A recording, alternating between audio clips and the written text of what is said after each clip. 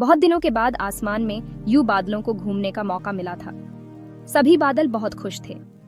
इन्हीं में से एक सफेद चंचल नन्हा सा बादल भी था जो इधर उधर घूम रहा था और बहुत खुश था।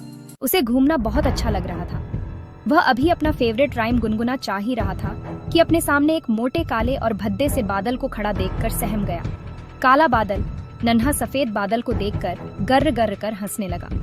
नन्हा बादल डर गया और डर से कांपने लगा।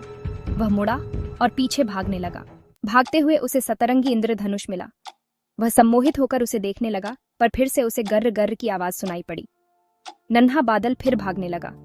वह भाग रहा था, भागता जा रहा था, पर उसके नन्हे पैर अब थक चुके थे और उसके पीछे अब भी विशालकाय कालू बादल आराम से झूलता हुआ अपने विशाल कदम से उसके पीछे चल रहा था। अभी वह हाथ बढ़ाकर उसे पकड़ने ही वाला था कि तभी नन्हा बादल गिर गया, परंतु उसकी माँ की बाहों ने उसे थाम लिया और अपने पीछे छिपा लिया। अब माँ के हाथों में तलवार था और कालू बादल ने भी अपनी तलवार निकाल लिया। युद्ध शुरू हो गया। जब दोनों तलवारें टकराईं तो बिजली सी कौंध गई। सबकी आंखें चौंधियां गईं और कालू की तलवार नीचे गिर गई। तलवार के गिरते ही काला बादल भागने लगा।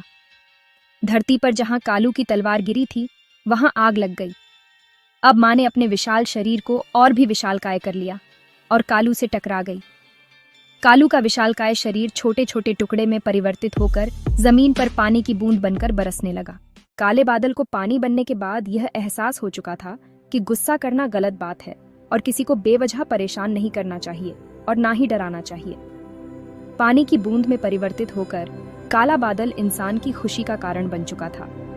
पेड़ पौधे, चिड़िया सब काले बादल के इस परिवर्तित रूप को पसंद करके खुश हो रहे थे।